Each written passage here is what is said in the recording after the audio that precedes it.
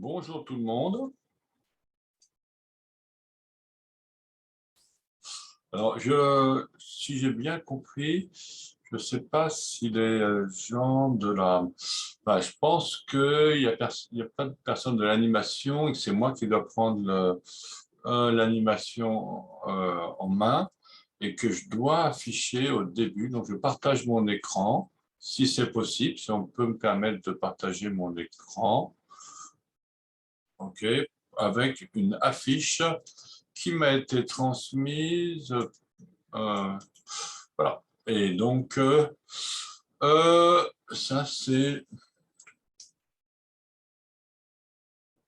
il est 32, donc je propose que nous attendions encore 2-3 minutes. Voilà. Et puis, voilà, on va voir s'il y aura un peu plus de participants. Et puis après, je vais commencer à vous présenter un petit peu.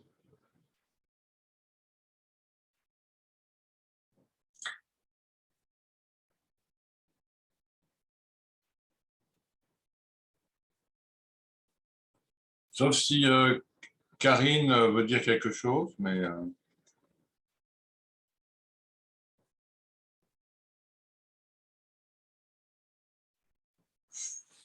Oui. Alors, il est 33. Est-ce que quelqu'un pourrait me dire si on m'entend comme il faut?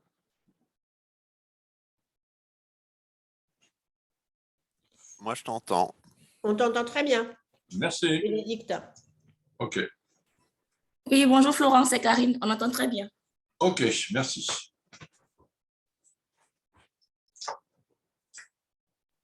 T'inquiète pas, tu n'es pas tout seul. Enfin, il n'y a quand même pas beaucoup de... Alors, c'est vrai qu'il fait beau, tout ça et tout, mais il n'y a pas beaucoup de participants, hein, quand même. Alors, je vais, comme il est 33, je vais commencer doucement, je pense, à présenter. Donc, je me mets en mode... Voilà. Enfin, j'essaie, du moins. Hein. C'est pas là-dessus. Alors, voilà. Donc, les travaux que je vais vous présenter, c'est les travaux que nous avons commencé il y a à peu près il y a 27 ans, en 1995, en Polynésie française, à propos des conséquences des essais nucléaires. Alors, c'est des travaux qui ont été faits avec différentes personnes de l'équipe, principalement, qui sont mis sur cette diapositive, avec Cécile Chalton-Devater et Patrick Buissier de l'IRSN, et puis avec deux physiciens du National Health Institute, du National Cancer Institute à Bethesda, et puis évidemment en étroite collaboration avec les médecins, les endocrinologues de Polynésie française, et puis un peu avec l'IRD. Alors, Fais attention, Florent, excuse-moi, mais tes diapos ne passent pas là. Enfin, on est toujours sur la première diapo qui est les mardis scientifiques. Je ne sais pas si c'est comme ça pour tout le monde. Ben écoute, je te remercie beaucoup pour ça, et ce qui veut dire que je n'avais pas partagé l'écran, mais quelque chose de... Voilà, et je réessaye, je partage l'écran, et là, ça devrait aller mieux. Voilà. Ça va mieux, là? Merci, Bénédicte. Super, c'est parfait. OK, voilà. Donc, c'est des travaux très collaboratifs qui ont été faits, qui ont été réalisés depuis presque 30 ans maintenant, voilà, et qui sont les seuls réalisés en Polynésie française, c'est-à-dire qu'en réalité, il n'y a aucune autre étude épidémiologique qui a été publiée sur les conséquences des essais nucléaires réalisés par la France en Polynésie française.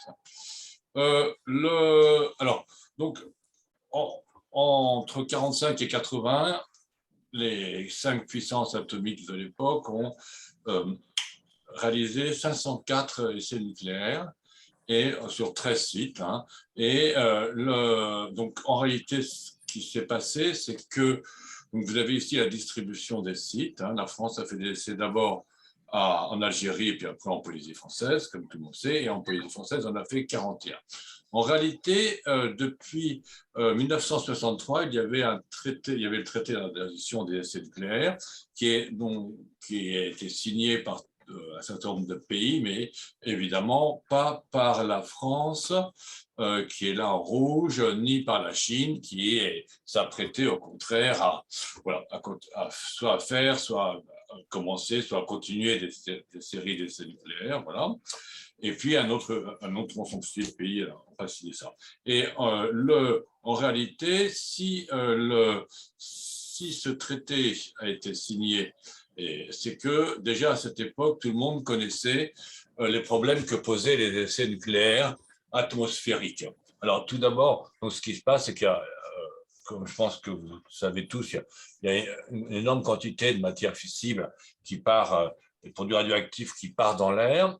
En réalité, un des problèmes majeurs, c'est que les vents, en fonction de l'altitude, ne vont pas tout à fait dans la même direction. Vous avez ici un exemple aux États-Unis, et donc il est très compliqué de prévoir où vont se passer les retombées. Donc, ces retombées, elles sont la cause de l'irradiation du public, évidemment, et ceci à travers un certain nombre de pathways qui sont très variables selon les situations. Par exemple, aux États-Unis, le lait, un peu comme à Tchernobyl, était aussi compté de manière importante dans la dose de la thyroïde, tandis qu'en Polynésie française, ce n'est pas le cas du tout. C'est les végétaux, et puis c'est l'eau de boisson. Et surtout qu'en réalité, l'eau de boisson, dans la plupart des endroits en Polynésie à cette époque-là, ce n'était pas du tout quelque chose qui arrivait par un robinet, c'était quelque chose qui arrivait par des citernes qui collectaient l'eau de pluie. Et donc, ce qui fait que là, ça pouvait être une source d'irradiation majeure.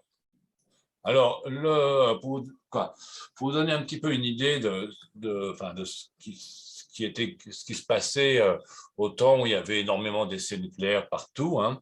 Vous avez ici, pour la seule année de 1951, les doses reçues à la thyroïde, aux États-Unis, suite aux essais du Nevada qui ont lieu là où il y a la tache rouge. Vous pouvez voir donc les doses pour des dizaines de millions de personnes allaient de 30 à 100 millisieverts, voire plus. Je continue, ce qui est des doses importantes. Alors, la Polynésie française, c'est un archipel fait de à peu près 120 îles habitées, qui est sur cette carte-là, voilà, qui est grand comme l'Europe, mais surtout constitué d'eau. Les essais nucléaires ont été réalisés là où il y a la tache rouge, hein, c'est-à-dire donc à Mururoa et Fangatofa, sachant que 80% de la population habitait et habite toujours à Tahiti et dans les îles, à Tahiti et dans les îles du vent qui sont là. Et évidemment, la France faisait les essais nucléaires quand le vent partait vers l'est, c'est-à-dire vers partait vers le Chili, hein, en pratique. Et alors évidemment, le seul problème évidemment, il y a eu des erreurs,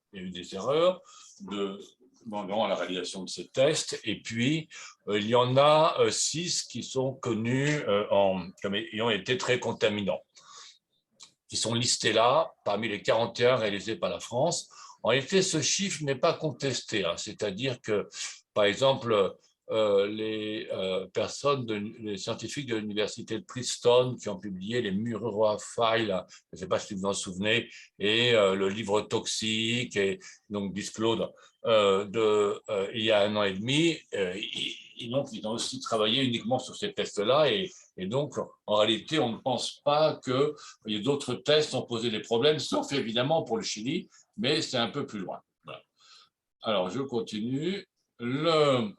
Alors, pendant ces essais, il y avait un énorme système de mesures qui était. Donc, vous avez ici une illustration avec les postes. Donc, il y avait postes de contrôle biologique, ça veut dire qu'on prenait des échantillons biologiques et tout le reste, c'était des mesures physiques, hein. Alors, en plus de ça, il y avait, donc je rappelle, hein, en rouge, là, vous avez les 2 sites d'essai.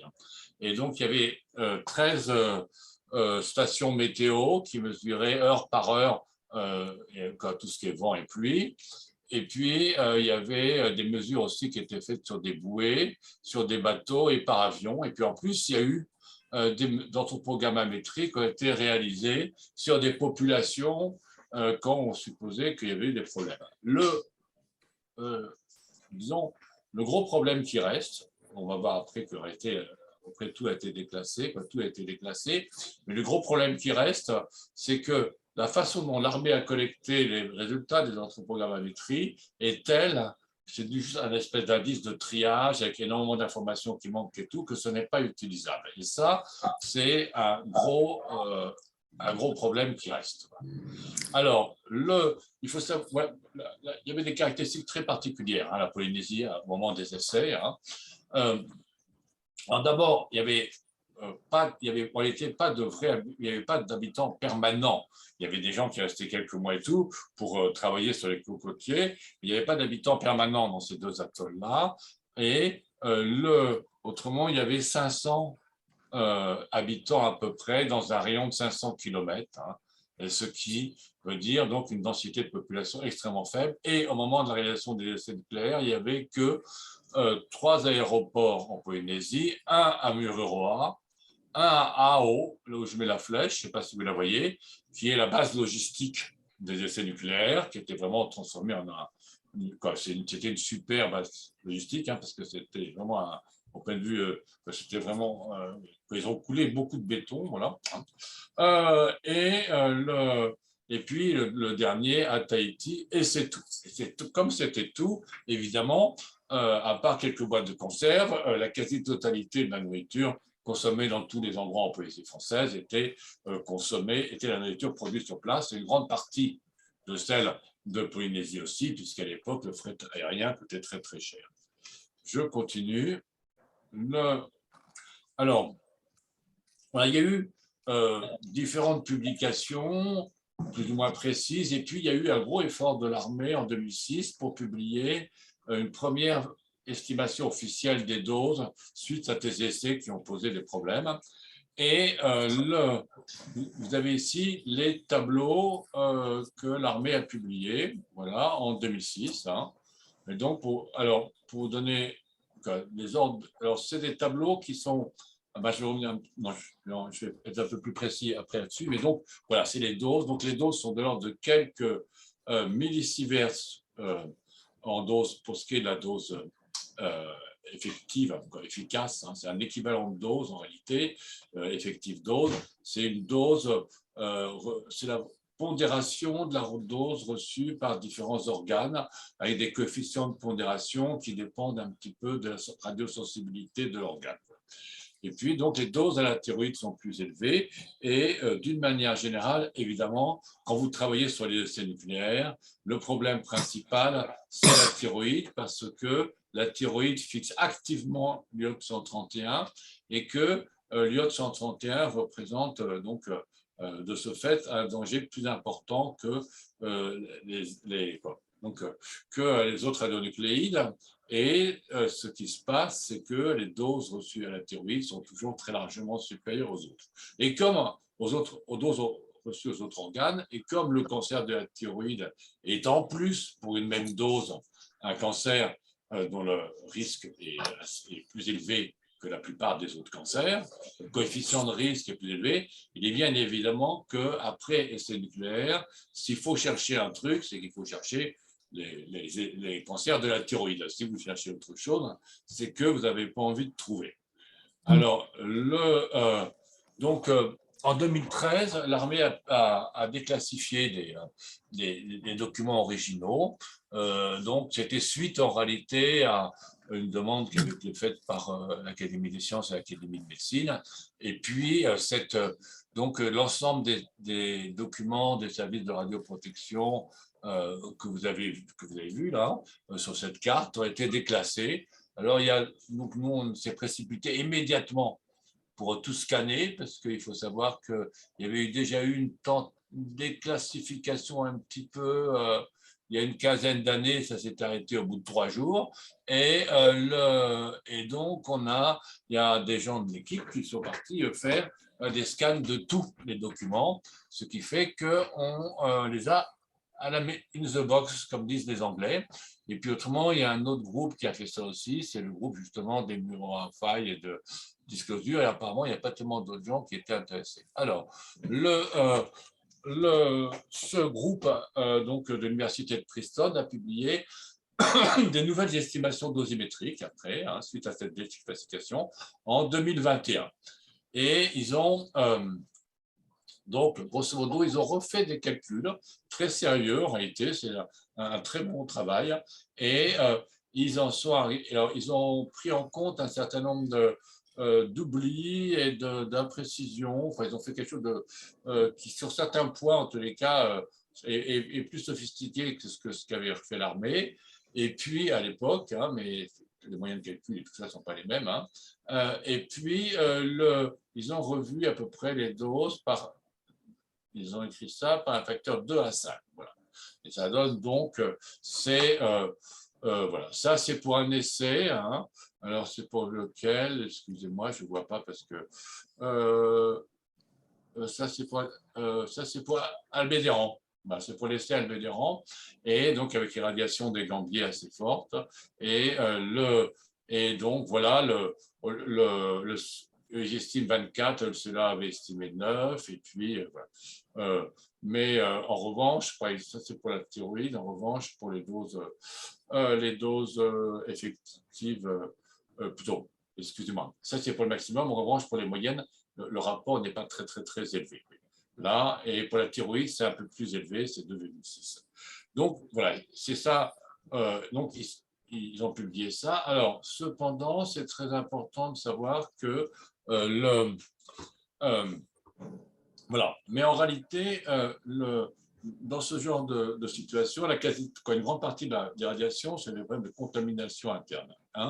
Et que ce soit les travaux de l'armée ou celles de l'Université de Princeton et donc du groupe qui a publié le livre Toxique, en réalité sont basés sur deux toutes petites études alimentaires réalisées en 1965 et 1985 sur des seuls adultes, voilà, avec une extrapolation de la consommation aux enfants basée sur des discussions avec des personnes, mais de toute façon, ces données sont extrêmement imprécises et totalement insuffisantes pour faire quelque chose de sérieux.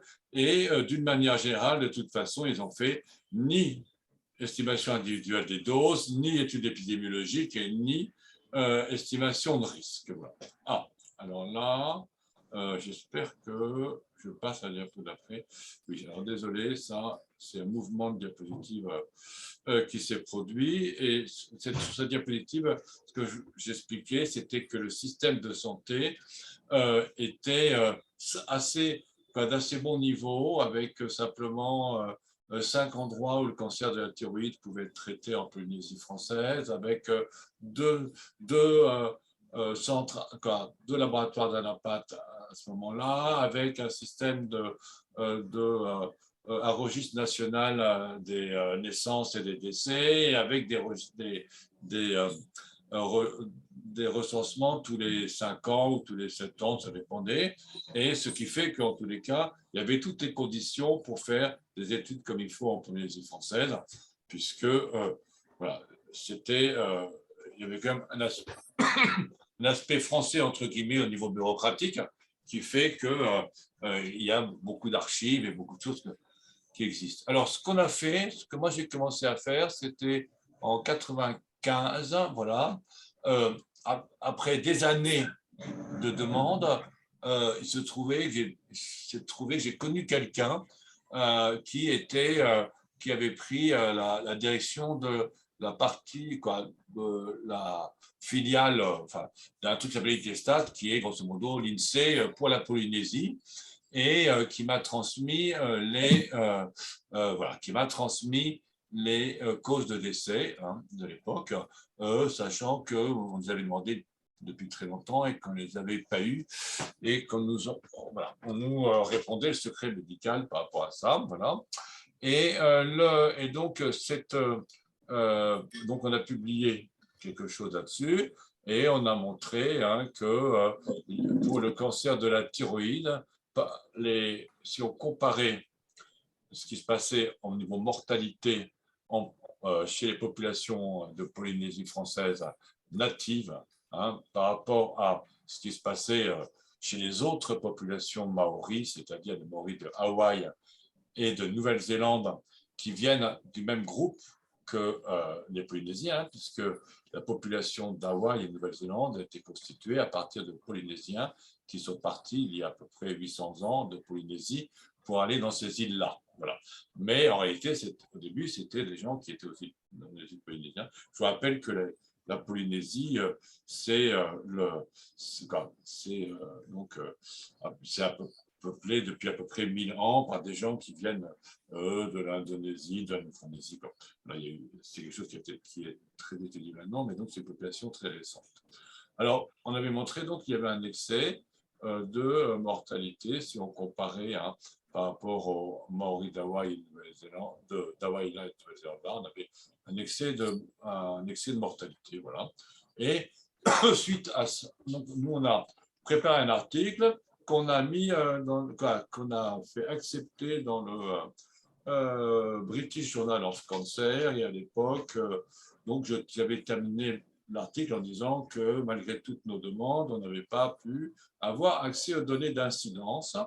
Et j'ai fait circuler l'article avant publication, notamment auprès de Maurice Tubiana, qui était, je crois qu'il était à la tête de l'Académie des sciences, de médecine, plutôt un truc comme ça. Et en tous les cas, suite à cette circulation, on m'a fait comprendre que si j'enlevais cette phrase-là, je pourrais avoir accès aux données du registre des cancers de Polynésie française, ce que j'ai fait. Et donc, un an après, on a pu avoir accès aux données du registre des cancers de Polynésie française. Et puis, alors, on a en réalité obtenu un financement pour aller sur place et pour améliorer ce registre qui était de très mauvaise qualité. On est resté pendant des mois, pendant 5-6 mois là-bas, et puis à plusieurs personnes. Et puis, on a donc regardé un nombre très important de comptes rendus à la pâte,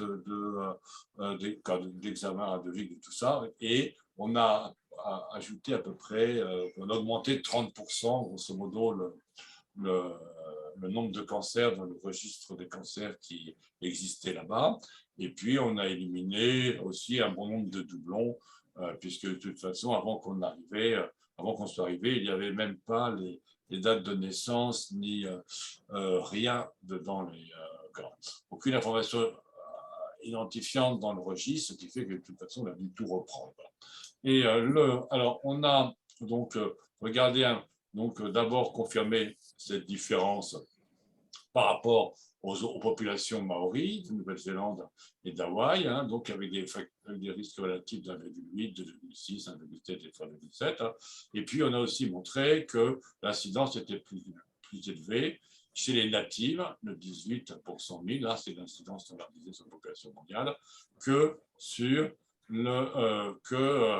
pour les Popins, les Européennes qui venaient en Polynésie française, et même chose pour les hommes. Voilà. Avec 5, donc un facteur de 18 à 7 pour les femmes et de 5 à 1 pour les hommes.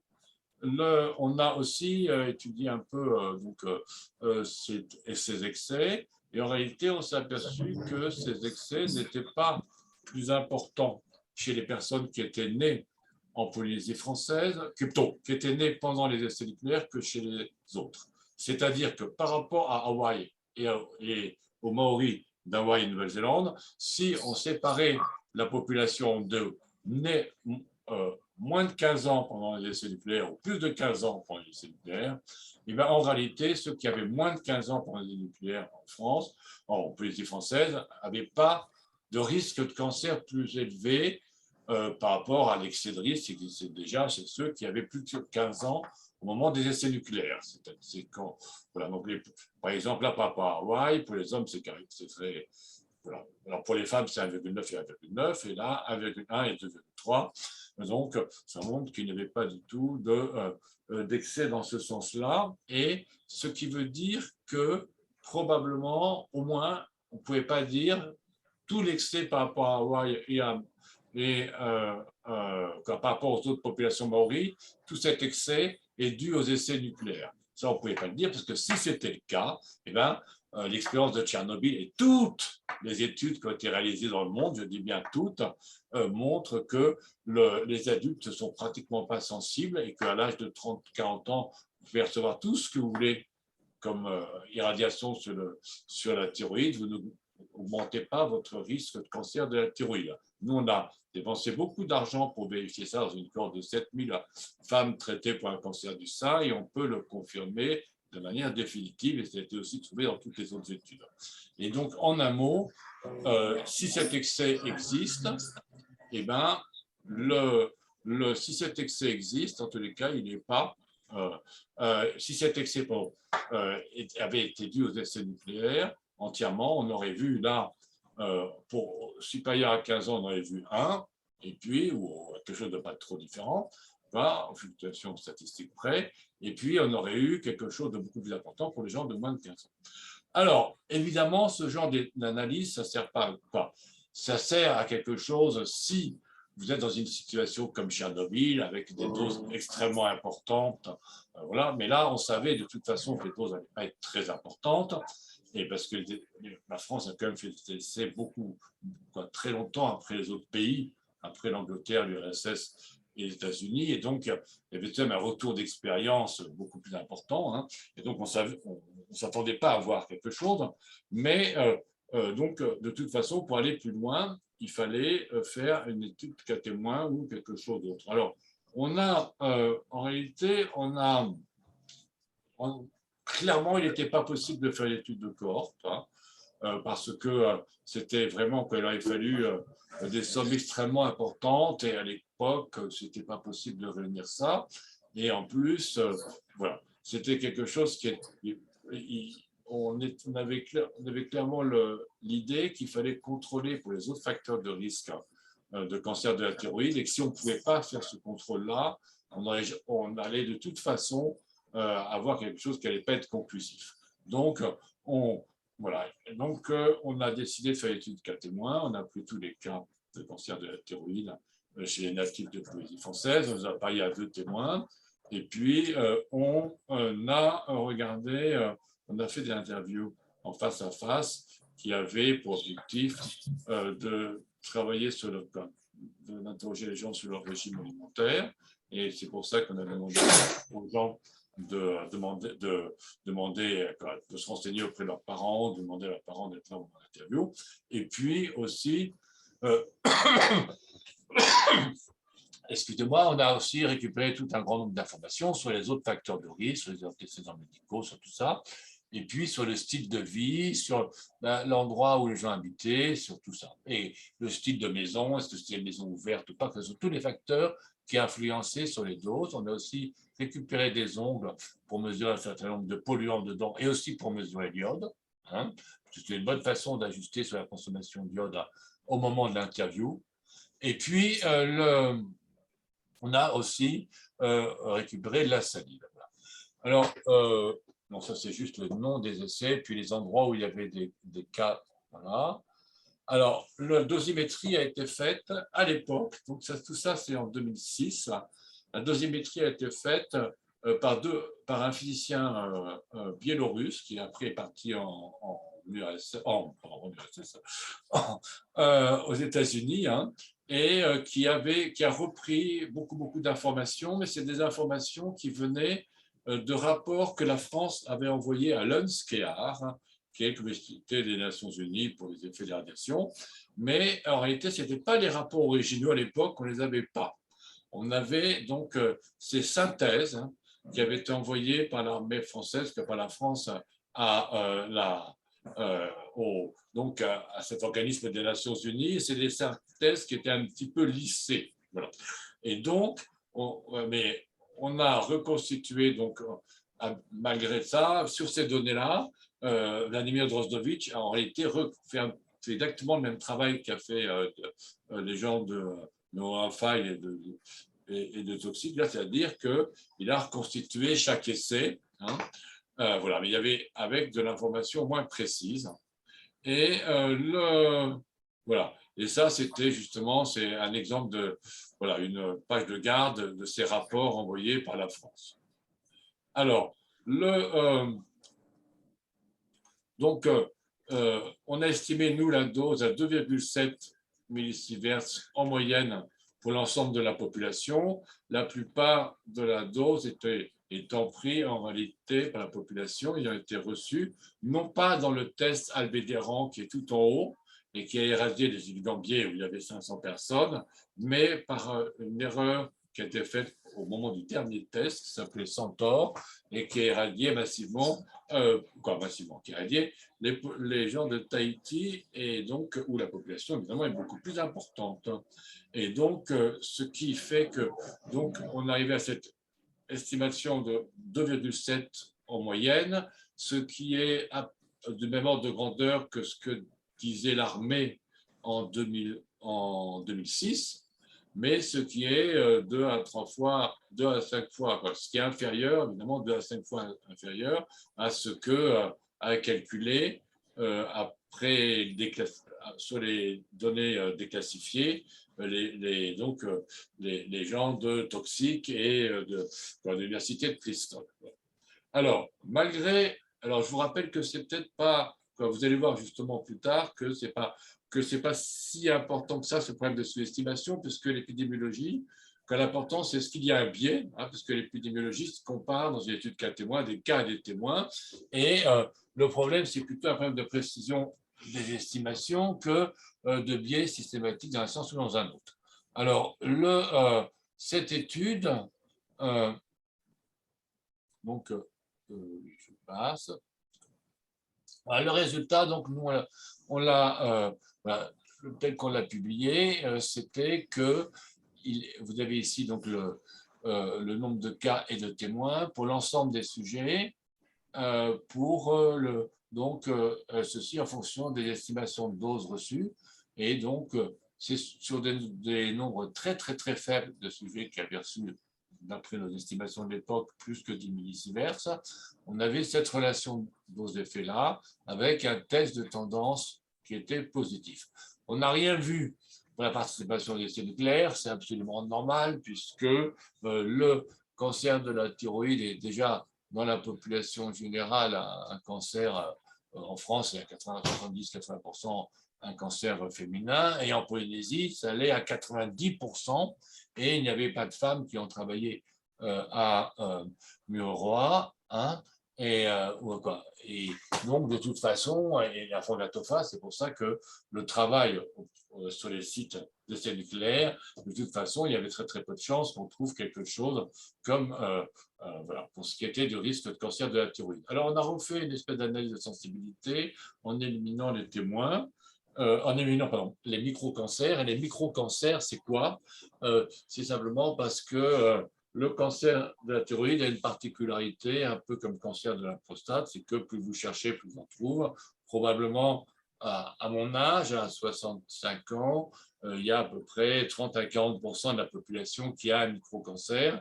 Et si on enlève la thyroïde et qu'on découpe, on a, qu'on la découpe en fine lame, et ben on a à peu près cette probabilité-là de trouver un cancer de la thyroïde. Donc, comme dans cette étude, nous n'avions pas fait d'échographie et d'examen aux témoins, que c'était donc censé être des cancers cliniques, évidemment, il y avait un biais de misclassification très, très important. Et donc, on a refait les calculs en éliminant les micro-cancers pour ne travailler que sur des macro-cancers, parce que ça, on savait que les témoins, il y avait très peu de chances qu'ils en avaient. Alors, et on a retrouvé les mêmes résultats. Je vais à la diapo suivante. Alors, ce qu'on a trouvé aussi, c'est qu'on a trouvé que l'ensemble de l'augmentation était concentré chez les femmes qui avaient reçu, qui après leur irradiation, avaient eu 4 grossesses ou plus, hein, ce qui est assez fréquent en Polynésie, que vous pouvez voir, hein, c'est à peu près la médiane, hein, alors que c'est celle qui n'avait pas qu'une grossesse ou plus, l'augmentation de risque était beaucoup, beaucoup plus faible. Voilà. Alors, cette étude-là, donc, après cette étude-là, il y a eu en 2013, comme je vous ai dit, la déclassification des documents. Alors, nous, on s'est dit qu'il fallait absolument faire quelque chose à partir de ces documents déclassés. Et on a réussi à obtenir un financement pour augmenter la population inclue pour augmenter donc, la taille de l'étude, hein, pour faire la même étude, mais en augmentant sa taille. La première étude cas témoin incluait des cancers à la thyroïde, allez, de 2004, c'est une erreur, c'est pas 2016, plutôt, allez, excusez-moi, non, je me trompe, la première étude, elle incluait des gens qui avaient leur cancer à la thyroïde entre 1984 et 2003, et là, c'était entre 2004 et 2016, voilà. Et donc, cette deuxième étude, en réalité, on n'a pu inclure que 166 cas, puisqu'on a eu un tir de barrage alors, après des promesses de participation, des organisations de réunions avec le président, les ministres et tout. Et donc, il y a un intérêt important de l'étude. En réalité, ils ont changé leur fusil d'épaule, les hommes politiques en Polynésie française. Ils ont considéré que à peu près à cette époque-là, en 2016-2017, que la quasi-totalité, et même je crois tout d'après un amendement dans une loi, les cancers de la thyroïde, les cancers plutôt en général, de toute la population étaient dus aux essais nucléaires et qu'il ne fallait plus faire d'études puisque c'était un fait établi, voilà, et que les gens qui voulaient continuer à faire des études étaient des révisionnistes. Voilà. Et donc, ce qui fait qu'en réalité, le gouvernement a bloqué l'étude et heureusement, grâce à la participation des médecins avec lesquels on avait des bons contacts, on a pu faire l'étude malgré tout. Voilà. Ouais. Alors, votre micro, s'il vous plaît, à ceux qui parlent là. Alors, voilà.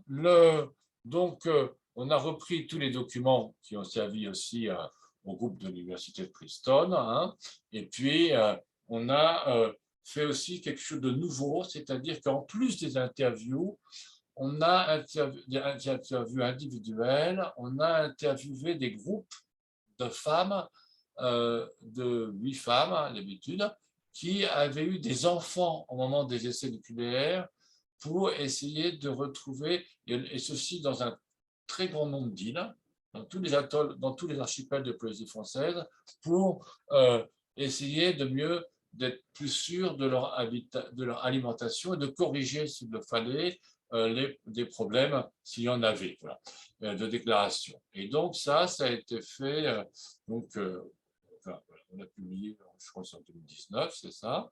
Après, à partir de ça, à partir des documents déclassés, des originaux des rapports déclassés, Vladimir Drojevitch et André Bouville ont reconstitué chaque essai nucléaire. Voilà. Et puis, vous avez ici le graphique, parce qu'on a refait l'estimation aussi pour les gens de l'ancienne étude, hein, évidemment. Et donc là, vous avez sur ce graphique les anciennes doses en fonction des nouvelles, et plutôt les nouvelles doses au-dessus en fonction des anciennes. Et en réalité, voilà, on est arrivé à une réévaluation d'un facteur 2 à peu près des doses. Voilà, d'accord. Et voilà, donc d'un facteur 2 à peu près des doses. Et puis, voilà, donc alors vous avez ici les caractéristiques des sujets de l'étude. Je vais passer très rapidement dessus parce qu'on n'a pas tellement le temps d'aller dans ces détails-là. Donc ça, c'est de l'étude globale. Hein, donc la première et la deuxième, ça fait 395 cas et 555 témoins. Les facteurs de risque, vous voyez là, c'est des facteurs de risque qui sont très, très connus pour le cancer de la thyroïde. Et voilà. Et de même que l'obésité et que d'autres facteurs de risque, et puis, voilà, que vous voyez là. Et il est vrai aussi que les deux études qu'on a faites ont de manière participé de manière très importante à la connaissance des facteurs de risque de cancer de la thyroïde, je pense, hein, puisqu'on a vraiment été parmi les premiers qui avons insisté sur l'aspect obésité et nombre d'enfants, hein, donc, qui est maintenant quelque chose qui est parfaitement reconnu. Alors,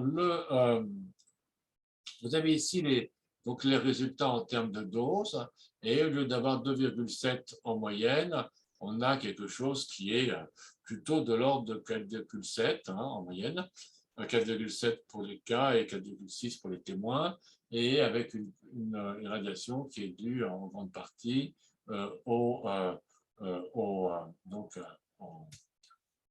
pardon, à la consommation de végétaux. Alors, ce qu'il y a, c'est que donc ça, c'est les doses reçues avant l'âge, c'est les doses totales reçues durant toute la vie, et avant l'âge de 15 ans, en moyenne, c'est 2,93 et 2,71. Alors, je passe là-dessus, voilà. On a donc fait, quand on ajuste tous les autres facteurs, hein, on a ces résultats-là. Vous avez pareillement, comme avant, ça c'est pour les doses reçues, la dose reçue à la thyroïde avant l'âge de 15 ans. Vous avez ici donc le nombre de cas et le nombre de témoins, ça c'est pour l'ensemble de l'étude, hein. Et puis vous avez donc les estimations d'odd ratio, hein, vu que c'est un cancer assez rare, on peut estimer être proches des risques relatifs. Et puis vous avez les p-values avec trois types différents de modèles de relation dose-effet. Alors après, on s'est posé le même problème que la dernière fois, c'est-à-dire qu'il fallait éliminer les témoins, mais on s'est dit que quand même aussi, maintenant, enfin voilà, qu'il y avait quelques problèmes avec, disons, l'idée d'éliminer tous les témoins n'était pas obligatoirement une bonne idée, et c'était intéressant aussi de regarder ce qui se passait si on éliminait que les micro-cancers, mais pas leurs témoins. Donc, au milieu, c'est en éliminant les micro-cancers et leurs témoins. Hein, et là, on élimine les micro-cancers, mais on ne garde pas leurs témoins et on stratifie l'analyse sur les facteurs de matching, c'est-à-dire sur l'âge et sur le sexe. Voilà. Ce sont les deux seuls facteurs d'appariement. Et donc, là, on avait des résultats à la limite de la signification. Et dans les modèles de relation dose-effet, on avait des résultats à la limite de la signification aussi. Alors, quand on regarde la dose reçue vie entière, en réalité, c'est à peu près les mêmes résultats, mais ils sont dus à la partie avant 15 ans. Le problème qu'on a, et qui montre un peu la complexité de ce genre d'études, c'est que quand on a voulu, vous pouvez voir pour les deux dernières lignes de cette diapositive qu'on n'a pas retrouvé du tout l'augmentation de risque plus importante chez les femmes qui avaient plus de grossesse. Et ce qui vous montre un peu les problèmes et l'imprécision de ce genre d'études quand on travaille sur des niveaux de dose qui sont ceux sur lesquels on travaille, puisque je reviens en arrière, je rappelle que quand même le nombre de gens un petit peu exposés est quand même extrêmement faible, à 25, 33, 54, c'est des nombres extrêmement faibles. Alors, voilà, ça, c'est en termes d'études épidémiaux, la dernière chose qu'on a faite, voilà, et on en reste là-dessus pour l'instant, ce qui est un constat, disons, pas très très positif, hein, puisque ça veut dire que c'est que quand même on ne peut pas conclure vraiment. Hein. Alors, on a quand même fait autre chose, on a quand même on a quand même regardé ce que donnait, vu les doses qui étaient maintenant à peu près admises entre les travaux de l'université de Princeton et une autre, hein, qu'est-ce que ça donnait en termes d'excès de risque de cancer si on faisait la projection. Alors, on a voulu le faire bien, hein, donc on a d'abord on a pris un modèle de risque qui était le modèle de Landskyar, et puis le modèle du NRC, modèle communément admis, hein, on appelle le BR7. Et puis, on a donc pris les seules publications qu'il y avait sur le cancer de la thyroïde en Polynésie française, qui avaient été faites d'ailleurs suite à notre intervention et au fait qu'on avait amélioré la qualité du registre avant qu'il s'effondre de nouveau. Et puis, donc, on a aussi estimé, on a refait une table de vie en Polynésie, on a estimé les populations qui étaient vivantes, les populations par année, par sexe, par année d'âge et année calendaire, en prenant la population du recensement de 1971, dont on avait les données individuelles, avec en plus les lieux de naissance, les lieux d'habitation, les lieux de naissance des parents et tout. Donc, on a pris ce recensement et on a fait vieillir les gens. Voilà, et on a refait comme ça la population jusqu'à 2022, en partant des natifs seulement. Hein, et puis, on a fait une projection jusqu'à 2071. Hein, et puis, on a pris les doses voilà, qu'on avait estimées. Et quand on fait ça, hein, eh bien, voilà, on a... non, ça, c'est le modèle. Excusez-moi, ça, c'est le modèle du VIR. Hein, c'est un coefficient de risque de 1,5 pour les hommes et 2,5 pour les femmes, et puis des corrections en fonction de l'âge. Voilà. Et voilà, on a estimé quoi? On a estimé qu'il y avait 29 cancers de la thyroïde qui sont dus aux essais nucléaires réalisés par la France, sur un total de 1524 qui est attendu jusqu'en 2070. Voilà. Et là-dessus, il y en a 17 qui sont déjà apparus sur ces 29 avant 2022. Voilà. Et puis, on attend le reste pour après. Sur ces 29, en réalité, 27 sont attendus chez des hommes et 2 seulement chez des femmes. Hein, voilà. Et puis, après, on a fait des calculs avec un logiciel qui s'appelle RADRAT, qui est utilisé par tous les gens qui travaillent en radioprotection, qui a été fait pour la NCI. Et on a pris la population japonaise comme référence. Et puis, on est arrivé à 15 cancers de la thyroïde. Voilà. Alors, c'est à peu près, voilà, c'est tout ce qu'on a fait pour l'instant. Alors, ce qu'il y a, c'est que, j'ai encore deux diapositives simplement, hein. C'est que, voilà, en réalité, sur les cancers, qu'est-ce qu'on pourrait faire d'autre, hein? C'est un peu compliqué parce que, voilà, ce qu'on sait, c'est que, quand même s'il y a une relation dose-effet pour la quasi-totalité des cancers, les coefficients de risque sont faibles, les doses vont être beaucoup plus faibles que pour la thyroïde. Alors, même si l'incidence du cancer du sein, c'est plus élevé que l'incidence du cancer de la thyroïde, en réalité, les doses vont être beaucoup, beaucoup plus faibles et donc, on va travailler sur des excès potentiels beaucoup plus faibles et il y a très peu de chances qu'on voit quelque chose. Et quant aux autres pathologies radio-induites pour lesquelles les relations dose-effet sont connues, en réalité, c'est quand même des problèmes de dose qui sont nettement plus élevés que les dizaines de microsieverts sur lesquels on travaille. Voilà. Donc, alors, ce n'est pas très étonnant hein, quand même, parce qu'il faut savoir que même si, par exemple, durant l'ensemble des essais nucléaires, imaginons que nous, on est sous-estimé même d'un facteur 2, disons, hein, mais ce qui, moi, me semble impossible, totalement impossible, que ce soit pas, imaginons que ce ne soit pas 5, mais 10 millisieverts, ce qui est reçu la population, sur un ensemble, sur un total de 8 ans, hein, il faut savoir que c'est quand même une dose par rapport à c'est quand même une dose qui est de l'ordre de quelques radiographies par an. Et voilà. Et en tous les cas, pas un seul scanner corps entier, et pas une dizaine de scanners corps entiers, mais bien un seul. Voilà. Et donc, c'est quand même des doses qui sont relativement faibles, et c'est pour ça que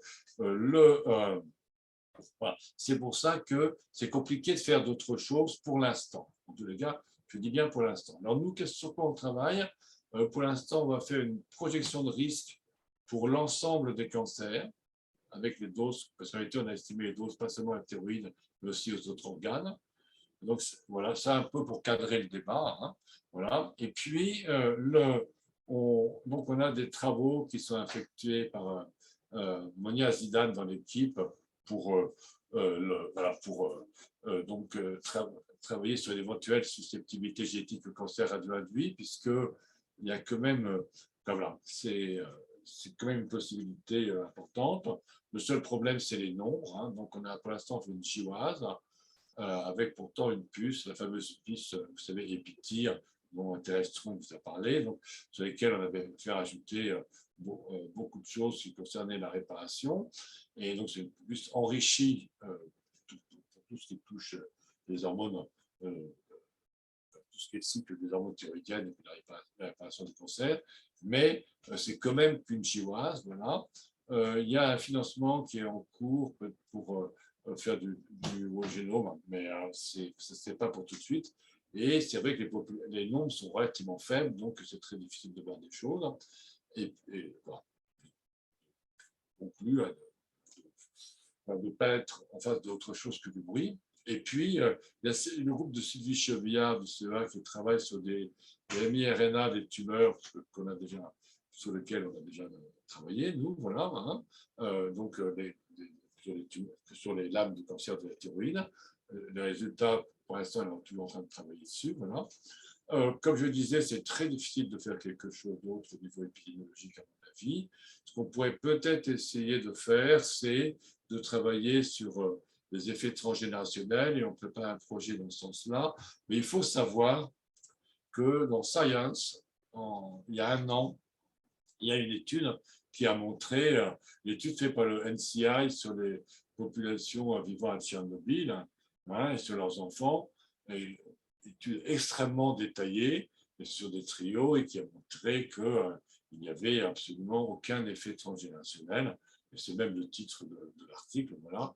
Mais est-ce que les spécificités génétiques particulières aux Polynésiens, on ne sait pas. Donc, à mon avis, c'est une des dernières choses qu'il est possible de faire. Je vous remercie. Voilà, donc j'arrête de partager le mot, ou aussi je laisse pour s'il y a des questions. Donc, si vous avez des questions, voilà, je suis à votre disposition. Bonjour, c'est Marie Metzger. Moi, j'ai une question. Je voulais connaître ton opinion sur ce qui est paru dans la presse l'année dernière à propos de l'épidémie de cancer de la thyroïde. Il y a eu toute une... Enfin, ça a été repris sur plein de sites internet sans que je comprenne trop d'où venaient ces données, qu'est-ce que c'était que ce truc. Et puis, c'est complètement en contradiction avec ce que tu viens de nous montrer. Donc, je voulais savoir les données en question, c'était nos données. C'est moi qui avais écrit, parce que c'est vrai qu'il y avait quand même, il y a quand même un peu plus, d'ailleurs, c'est un peu ce que vous avez vu, hein, il y a quelques cancers en plus dans les îles Gambier, voilà, ce qui est assez logique, hein. Et c'est ce que vous avez vu sur l'étude, sur le résultat de l'étude 4 témoins, mais c'est en réalité ce qu'ils appellent l'épidémie, c'est un papier que moi j'avais envoyé à l'armée, voilà. Et donc, voilà, pour leur dire qu'il fallait qu'ils s'occupent de suivre mieux ces populations, parce qu'il y avait quand même un petit excès là-bas, voilà. Et c'est ça qui a été transformé. Eux, ils n'ont rien fait. Hein. C'est comme si tu regardes ce qu'ils disent, c'est qu'ils disent que c'est l'armée qui a caché voilà. un excès. Un cluster, ils parlent carrément de cluster. Oui, mais la réalité, c'est que c'est un document que j'avais envoyé à un médecin de l'armée. C'est une lettre qu'il m'a envoyée à un médecin de l'armée. C'est un peu bizarre, cette histoire. Mais enfin, voilà. D'accord, merci.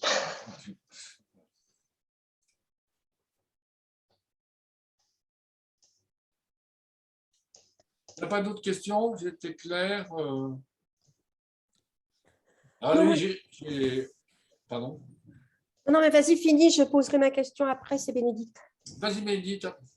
Non, c'est juste, je voudrais juste revenir parce que peut-être je n'ai pas bien suivi sur la façon dont étaient évaluées les doses de façon rétrospective. Je n'ai pas bien compris si ça reposait sur des documents et si vous aviez des documents avec des doses individuelles ou c'est ça, je n'ai pas très bien suivi. Non, alors, il y a des... c'est assez compliqué. Il y a dans plein d'endroits que je monte. Est-ce que tu vois que je suis en train de remonter les diapos là ou pas? Oui. Oui, oui, Dans très bien, très plein bien. d'endroits, donc là, il y avait tout un système de mesure de la radioactivité dans l'air et au sol, et dans l'eau qui tombait, et dans les aliments potentiels, d'accord, que tu vois sur ça. Voilà. Donc, après chaque essai, il y avait des tas de mesures, hein. Et puis, il y avait les données météo, il y avait les données aussi faites, quoi. Donc, toutes les données météo et toutes les données, donc sur l'alimentation, et puis toutes les données sur aussi des avions qui pénétraient les nuages. Il y avait des avions donc des militaires traversaient le nuage radioactif pour mieux connaître sa dimension, voilà. Et puis, c'est ces travaux qui ont été utilisés, hein, c'est ces données qui ont été utilisées voilà, pour refaire chaque essai.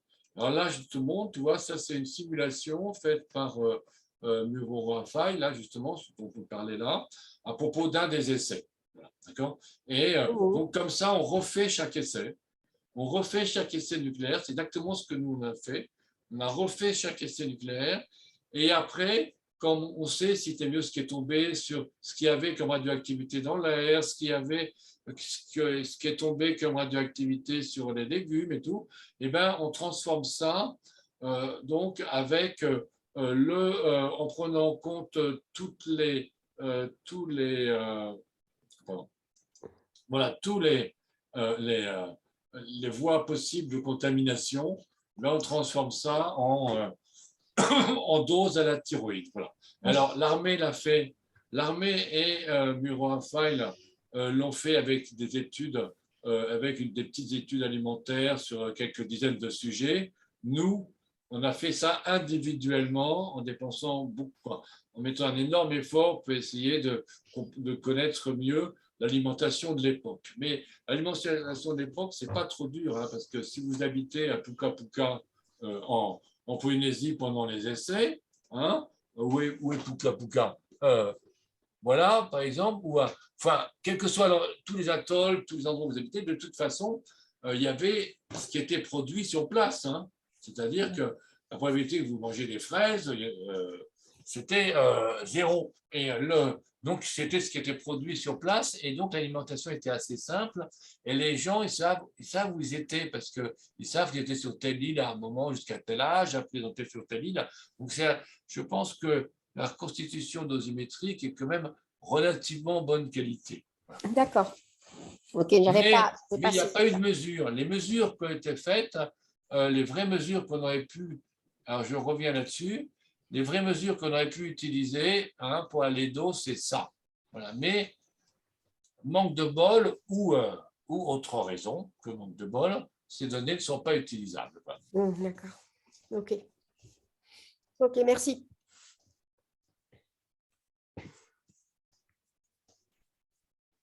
Écoutez, voilà. J'espère, je ne sais pas s'il était assez clair, mais voilà. Non, c'était bien intéressant. Donc, c'était un peu là. C'est comme le résultat enfin, on a dû publier une cinquantaine d'articles, hein, là-dessus en réalité, et c'est quand même le résultat ou une quarantaine plutôt, d'un gros travail qui a duré très longtemps. Voilà. Mais enfin, qui était quand même relativement agréable à faire. Mais oui, ça on a compris. Surtout aller là-bas. Ok.